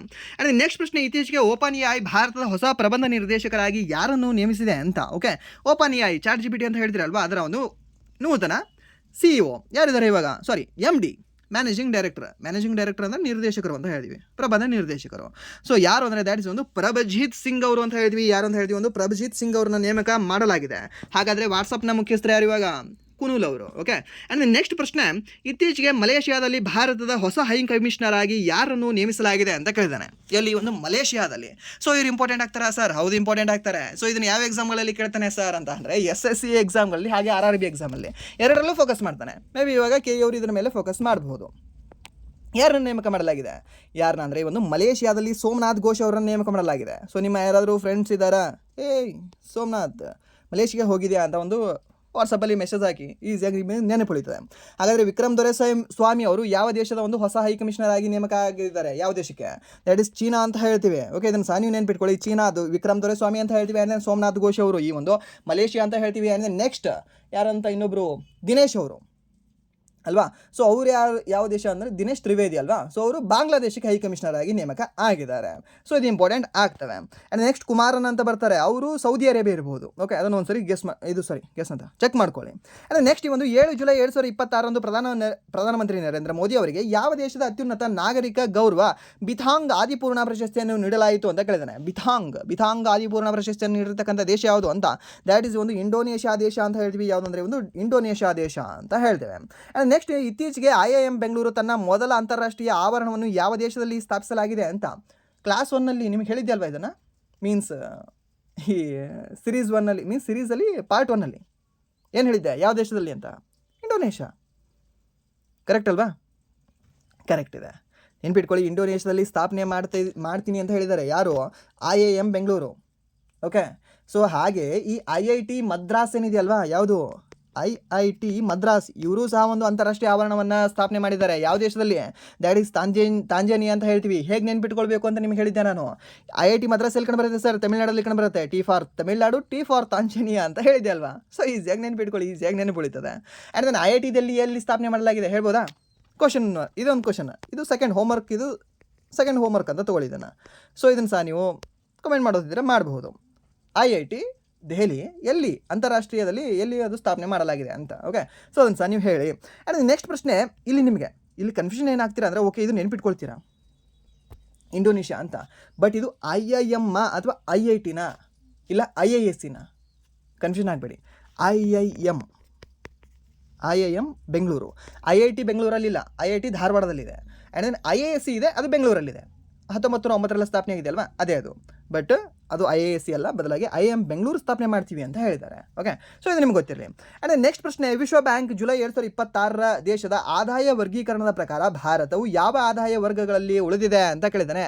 ಯಾವ ಒಂದು ಆದಾಯ ವರ್ಗಗಳಲ್ಲಿ ನಮ್ಮ ಭಾರತ ದೇಶ ಉಳಿದಿದೆ, ಎಲ್ಲಿ ಉಳಿದಿದೆ ಅಂದರೆ ಈ ಒಂದು ಕೆಳ ಮಧ್ಯಮ ಆದಾಯ ಅಂತ ಹೇಳ್ತೀವಿ, ಕೆಳ ಮಧ್ಯಮ ಆದಾಯದಲ್ಲಿ ನಾವು ಉಳಿದಿದ್ದೀವಿ ಅಂತ ಹೇಳ್ಬೋದು. ಆ್ಯಂಡ್ ನೆಕ್ಸ್ಟ್ ಪ್ರಶ್ನೆ, ಇತ್ತೀಚೆಗೆ GI ಟ್ಯಾಗ್ ಪಡೆದಿರುವ ಹರಿಯಾಣದ ಮೊದಲ ಹಣ್ಣು ಯಾವುದು ಅಂತ ಕೇಳ್ತಾನೆ. ಹರಿಯಾಣದ ಹಣ್ಣು, ಓಕೆ, ಯಾವುದದು? ಹರಿಯಾಣದ ಹಣ್ಣಿನ ಮೇಲೆ ನಿಮ್ಮ ಕಣ್ಣಿರಬೇಕು. ಯಾವುದು ಅಂದರೆ ದ್ಯಾಟ್ ಇಸ್ ಒಂದು ಸಿರ್ಸಾ ಕಿನ್ನು ಅಂತ ಹೇಳ್ತೀವಿ. ಯಾವುದಂದರೆ ಒಂದು ಸಿರ್ಸಾ ಕಿನ್ನು ಅಂತಕ್ಕಂಥ ಹಣ್ಣನ್ನು GI ಟ್ಯಾಗ್ಗೆ ನೀಡಲಾಗಿದೆ. ಓಕೆ, ಸಾರಿ, GI ಟ್ಯಾಗ್ ಅದಕ್ಕೆ ನೀಡಲಾಗಿದೆ. ಯಾವುದಕ್ಕೆ? ಒಂದು ಸಿರ್ಸಾ ಕಿನ್ನು ಅಂತ ಹೇಳ್ತೀವಿ. ಆ್ಯಂಡ್ ನೆಕ್ಸ್ಟ್ ಪ್ರಶ್ನೆ, ಜುಲೈ 2026 ನಡೆದ ಇರಾನ್ನ ಮಾಜಿ ಸರ್ವೋಚ್ಚ ನಾಯಕ ಅಯತುಲ್ಲಾ ಅಲಿ ಖಮೇನಿಯ ಅವರ ರಾಜಕೀಯ ಅಂತ್ಯಕ್ರಿಯೆಯಲ್ಲಿ ಭಾರತವನ್ನು ಅಧಿಕೃತವಾಗಿ ಯಾರು ಪ್ರತಿನಿಧಿಸಿದರು ಅಂತ ಕೇಳ್ತಾನೆ. ಸೊ ಇಂಪಾರ್ಟೆಂಟ್ ಆಗುತ್ತೆ, ಯಾರ್ಯಾರು ಇಲ್ಲಿ ಪ್ರತಿನಿಧಿಸಿದರು ಅಂದರೆ ದ್ಯಾಟ್ ಇಸ್ ಒಂದು ಲೆಫ್ಟಿನೆಂಟ್ ಜನರಲ್ ಸೈಯದ್ ಅತಾ ಹಸೈನ್ ಅವರು. ಇವ್ರು ಯಾರು ಸರ್? ಯಾರು ಅಂದರೆ ಬಿಹಾರದ ಕರೆಂಟ್ ಗವರ್ನರ್ ಇವರು ಒಂದು. ಆ್ಯಂಡ್ ನೆಕ್ಸ್ಟ್, ಪವಿತ್ರ ಮಾರ್ಗರೇಟಾ ಅವರು, ಇವರಿಬ್ಬರು ಸಹ ಭಾಗವಹಿಸಿದರು ನಮ್ಮ ಭಾರತದ ಪರವಾಗಿ ಅಧಿಕೃತವಾಗಿ, ಅಫಿಷಿಯಲ್ ಆಗಿ. ನೆನ್ಪಿಟ್ಕೊಳ್ಳಿ, ಒಂದು ಬಿಹಾರದ ಗವರ್ನರ್ ಆ್ಯಂಡ್ ದೆನ್ ಇನ್ನೊಬ್ರು ಯಾರು ಅಂದರೆ ಒಂದು ಪವಿತ್ರ ಮಾರ್ಗರೇಟ್ ಅವರು ಅಂತ ಹೇಳ್ತೀವಿ. ಸರ್ ಅದು ಪವಿತ್ರ ಅಲ್ವಾ? ಇಲ್ಲ, ಪವಿತ್ರ ಅಂತಲೇ ಇದೆ. ಓಕೆ, ಸೊ ಇದು ಸರ್ ನಿಮ್ಗೆ ಗೊತ್ತಿರಲಿ. ಆ್ಯಂಡ್ ನೆಕ್ಸ್ಟ್ ಪ್ರಶ್ನೆ, 2026 ಜಾಗತಿಕ ಪಾಸ್ಪೋರ್ಟ್ ಸೂಚ್ಯಂಕದಲ್ಲಿ ಭಾರತದ ಸ್ಥಾನ ಎಷ್ಟು ಅಂತ ಕೇಳಿದ್ದಾರೆ. ಎಷ್ಟನೇ ಸ್ಥಾನದಲ್ಲಿದೆ ನಮ್ಮ ಭಾರತ? 115, 120, 125, 130. 125 ಇದಕ್ಕೆ ಆನ್ಸರ್. ಬಟ್ ಮತ್ತೆ ಕನ್ಫ್ಯೂಷನ್ ಆಗ್ತೀರಾ, ಏನು ಸರ್ ಮೊನ್ನೆನೇ ಹೇಳಿದ್ರಿ 75 ಅಥವಾ 78 ಇಲ್ಲ 80 ಈ ರೀತಿ ನಂಬರ್ಗಳನ್ನು ಹೇಳಿದ್ರಿ, ಒಂದೇ ಸರಿ ಇಷ್ಟು ಜಂಪ್ ಆಯಿತಾ? ಅಲ್ಲ, ಇದೇ ನಂಬರ್ ಏನು ಹೇಳಿದ್ದಲ್ಲ, ಮೀನ್ಸ್ 70ರಿಂದ ಲೈಕ್ 80 ಮಿಡಲಲ್ಲಿ ಏನು ಬರುತ್ತಲ್ಲ, ಅದು ಹೆನ್ಲಿ ಪಾಸ್ಪೋರ್ಟ್ ಸೂಚ್ಯಂಕದಲ್ಲಿ ನಮ್ಮ ಭಾರತದ ಸ್ಥಾನಮಾನ. ಸೊ ಇದು ಯಾವುದು ಅಂದರೆ ಗ್ಲೋಬಲ್ ಪಾಸ್ಪೋರ್ಟ್ ಇಂಡೆಕ್ಸ್ ಅಂತ ಹೇಳ್ತೀವಿ. ಇದರಲ್ಲಿ ನಮ್ಮ ಭಾರತ ಸ್ಥಾನಮಾನ ಎಷ್ಟಿದೆ? 125ನೇ ಸ್ಥಾನ ಇದೆ. ಓಕೆ, ಇದು ಇಂಪಾರ್ಟೆಂಟ್ ಆಗುತ್ತೆ. ಇದನ್ನು ಸಹ ಕೇಳಿದಾನೆ, ಇದನ್ನು ಸಹ ನೀವು ನೆನ್ಪಿಟ್ಕೊಳ್ಳಿ. ಸೊ ಈ ಹೆನ್ಲಿ ಪಾಸ್ಪೋರ್ಟ್ ಇಂಡೆಕ್ಸ್ ಏನಿದೆಯಲ್ಲ, ಒಂದು ಸರಿ ನೀವು ಚೆಕ್ ಮಾಡ್ಕೊಳ್ಳಿ. ಇನ್ನೊಂದು ಸಾರಿ ಎಕ್ಸಾಮ್ ಹೋಗೋಕ್ಕಿಂತ ಒಂದು ವೀಕ್ ಬಿಫೋರ್. ಓಕೆ, ಸೊ ನಿಮ್ಮ ಎಕ್ಸಾಮ್ ಆಗಸ್ಟ್ ಲಾಸ್ಟ್ ವೀಕಲ್ಲಿ ಇತ್ತು ಅಂದರೆ ಆಗಸ್ಟ್ 3rd ವೀಕಲ್ಲಿ ಚೆಕ್ ಮಾಡ್ಕೊಳ್ಳಿ. ಆ್ಯಂಡ್ ದೆನ್ ಫಸ್ಟ್ ವೀಕಲ್ಲಿ ಇತ್ತು ಅಂದರೆ ಇವಾಗ ಜುಲೈ ಲಾಸ್ಟ್ ವೀಕಲ್ಲಿ ಚೆಕ್ ಮಾಡ್ಕೊಳ್ಳಿ. ಸೊ ಇದನ್ನು ಚೆಕ್ ಮಾಡ್ಕೊಂಡು ನೀವು ಹೋಗಬೇಕಾಗತ್ತೆ. ಯಾವುದು ಅಂದರೆ ಈ ಒಂದು ಹೆನ್ಲಿ ಪಾಸ್ಪೋರ್ಟ್ ಇಂಡೆಕ್ಸನ್ನು. ಆ್ಯಂಡ್ ನೆಕ್ಸ್ಟ್ ಪ್ರಶ್ನೆ, ಇತ್ತೀಚೆಗೆ ಸರ್ಕಾರಿ ಶಾಲೆಗಳ ಆಧುನೀಕರಣಕ್ಕಾಗಿ ಮಿಷನ್ ಕಾಯಕಲ್ಪ ಅನ್ನು ಯಾವ ರಾಜ್ಯ ಸರ್ಕಾರವು ಪ್ರಾರಂಭಿಸಿದೆ ಅಂತ? ಕಾಯಕವೇ ಕೈಲಾಸ ಅಂದರು ಬಸವ. ಸೊ ಯಾವ ರಾಜ್ಯ ಇದು? ಯಾವ ರಾಜ್ಯ ಅಂದರೆ ದ್ಯಾಟ್ ಇಸ್ ಒಂದು ದೆಹಲಿ ಅಂತ ಹೇಳ್ತೀವಿ. ಸರ್ ಯಾವ ರಾಜ್ಯ ಅಂದರೆ ಒಂದು ದೆಹಲಿ ಅಂತ ಹೇಳ್ತೀವಿ. ಇಂಪಾರ್ಟೆಂಟ್ ಆಗ್ತೇವೆ, ದೆಹಲಿಯ ಎಲ್ಲ ಸರ್ಕಾರಿ ಯೋಜನೆಗಳು. ಮಿಷನ್ ಕಾಯಕಲ್ಪ ಸರ್ಕಾರಿ ಶಾಲೆಗಳ ಆಧುನೀಕರಣಕ್ಕಾಗಿ. ಸೊ ಯಾವ ರಾಜ್ಯ ಅಂದರೆ ಒಂದು ದೆಹಲಿ ಅಂತ ಹೇಳ್ತೀವಿ. ಆ್ಯಂಡ್ ನೆಕ್ಸ್ಟ್ ಪ್ರಶ್ನೆ, ಜುಲೈ 2026 ಪೆರು ದೇಶದ ಮೊದಲ ನಿರ್ವಾಚಿತ ಮಹಿಳಾ ರಾಷ್ಟ್ರಪತಿಯಾದವರು ಯಾರು ಅಂತ ಕೇಳಿದ್ದಾನೆ. ಯಾರವರು? ಈ ಒಂದು ಪೆರುನ ಮೊದಲ ಮಹಿಳಾ ರಾಷ್ಟ್ರಪತಿ ಯಾರು ಅಂದರೆ ದ್ಯಾಟ್ ಈಸ್ ಈ ಕೈಕೋ ಫುಜಿಮೋರಿ ಅವರು ಅಂತ ಹೇಳ್ತೀವಿ. ಯಾರಂದರೆ ಒಂದು ಕೈಕೋ ಫುಜಿಮೋರಿ ಅವರು ಏನಾಗಿದ್ದಾರೆ ಅಂದರೆ ಮೊದಲ ಮಹಿಳಾ ರಾಷ್ಟ್ರಪತಿಯಾಗಿದ್ದಾರೆ. ಯಾವ ದೇಶಕ್ಕೆ? ಪೆರು ದೇಶಕ್ಕೆ ಅಂತ ಹೇಳ್ತೀವಿ. ಯಾವುದು ದೇಶ? ಒಂದು ಪೆರು ದೇಶ. ಪೆರು ದೇಶದ ರಾಜಧಾನಿ ಯಾವುದು? ಲಿಮಾ ಅಂತ ಹೇಳ್ತೇವೆ. ಆ್ಯಂಡ್ ನೆಕ್ಸ್ಟ್ ಪ್ರಶ್ನೆ, ಇತ್ತೀಚೆಗೆ ಮಹಿಳೆಯರ ಸುರಕ್ಷತೆಯನ್ನು ಬಲಪಡಿಸಲು ದುರ್ಗಾ ಸ್ಕ್ವಾಡ್ ಅನ್ನು ಯಾವ ರಾಜ್ಯದಲ್ಲಿ ರಚಿಸಲಾಗಿದೆ ಅಂತ? ದುರ್ಗೆ ಎಲ್ಲಿ ಕಂಡು ಬರ್ತಾಳೆ ನಿಮಗೆ? ವೆಸ್ಟ್ ಬೆಂಗಾಲಲ್ಲಿ ಕಂಡು ಬರ್ತಾಳೆ.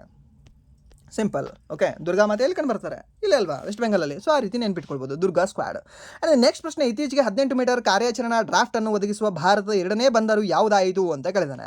18 ಮೀಟರ್ ಕಾರ್ಯಾಚರಣಾ ಡ್ರಾಫ್ಟನ್ನು ಒದಗಿಸಿರ್ತಕ್ಕಂಥ ಭಾರತದ 2ನೇ ಬಂದರು ಅಂತೆ. ಅದು ಯಾವ ಬಂದರು? ಅದು ಯಾವುದು ಅಂದರೆ ದ್ಯಾಟ್ ಇಸ್ ಒಂದು ತಮಿಳುನಾಡಲ್ಲಿ ಕಂಡುಬರ್ತಕ್ಕಂಥ ಎನ್ನೋರ್ ಬಂದರು. ಎನ್ನೋರ್ ಬಂದರಿಗೆ ಇರತಕ್ಕಂಥ ಇನ್ನೊಂದು ಹೆಸರು ಏನು ಅಂದರೆ ಕಾಮರಾಜ್ ಬಂದರು ಅಂತ ಹೇಳ್ತೀವಿ. ದ ಪ್ರೈವೇಟ್ ಬಂದರು ಅಂತ ಹೇಳ್ತೀವಿ ಇದನ್ನು.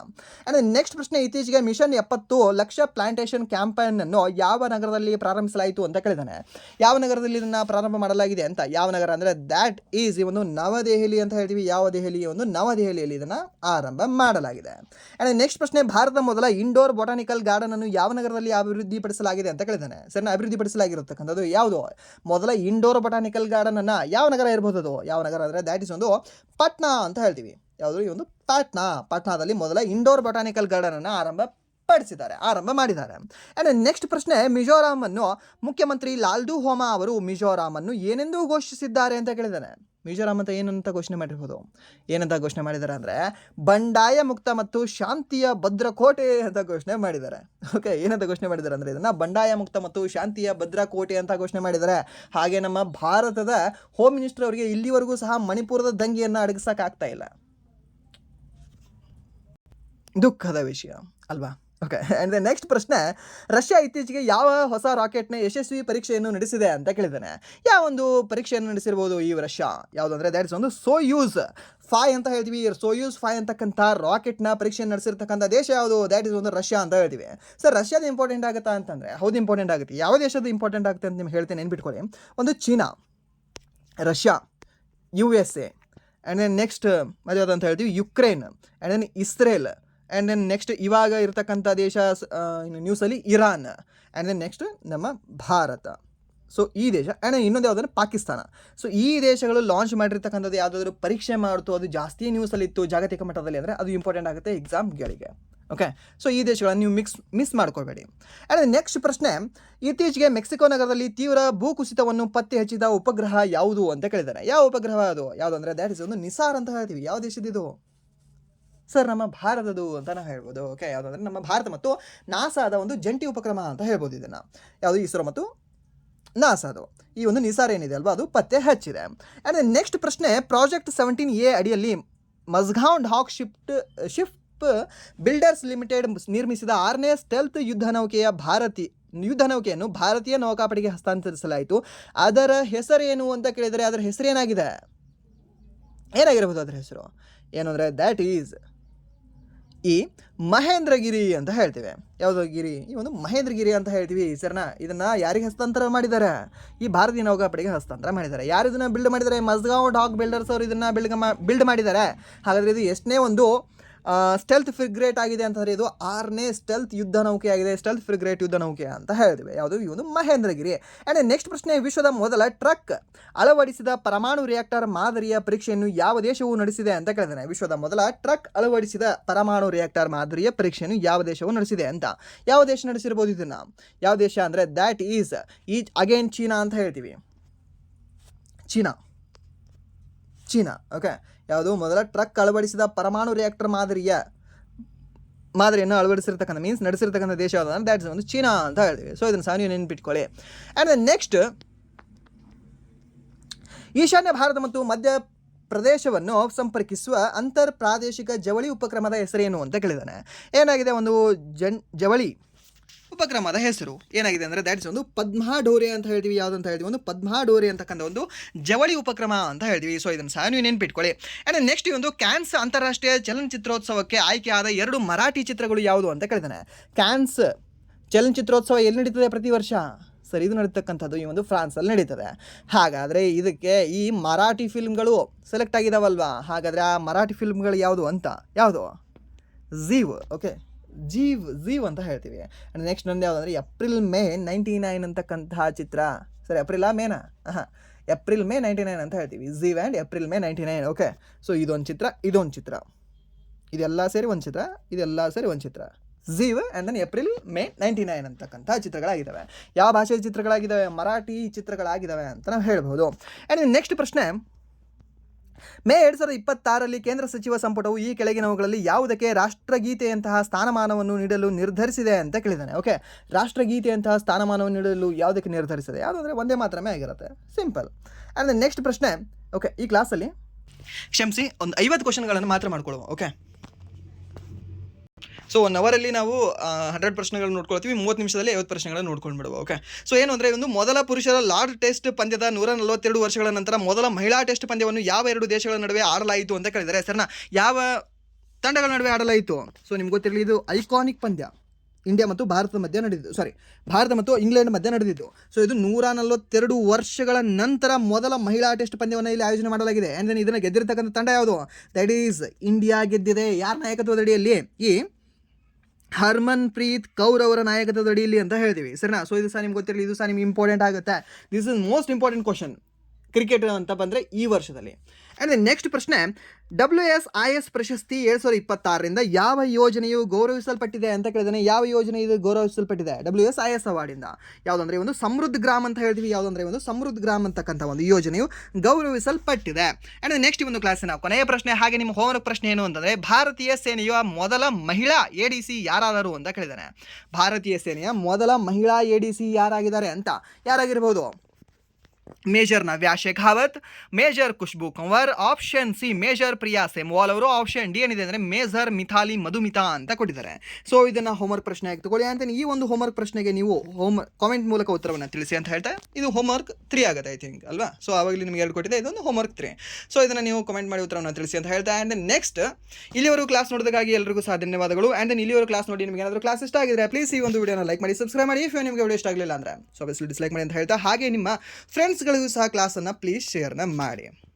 ಆ್ಯಂಡ್ ದೆನ್ ಬೈಕೊಳ್ಬೇಡಿ. ಸೊ ಯಾಕೆ ಕ್ಲಾಸ್ 100 ಅಂತ ಹೇಳಿ ಸಹ 50ಗೆ ಯಾಕೆ ಎಂಡ್ ಆಗ್ತಿದೆ ಅಂದರೆ ಮೀನ್ಸ್ ಜಾಸ್ತಿ ವಿಡಿಯೋಗಳು ಮಾಡಬೇಕು ಅಂತಲ್ಲ, ಬದಲಾಗಿ ಸಮ್ ಬ್ರೀದಿಂಗ್ ಪ್ರಾಬ್ಲಮ್ ಆಗ್ತಾ ಇದೆ, not from today. So some ಡೇಸ್ಗಳಿಂದ ಆಗ್ತಾಯಿದೆ. ಸೊ ಅದಕ್ಕೆ ಕ್ಲಾಸ್ಗಳನ್ನು ಸಹ ಮಾಡೋಕ್ಕಾಗ್ತಿರಲ್ಲ. ಸೊ ಇದನ್ನು ರೀಸನ್ ಹೇಳಬಾರ್ದು ಅಂದ್ಕೊಂಡಿದ್ದೆ, ಬಟ್ ಸ್ಟಿಲ್ ಓಕೆ.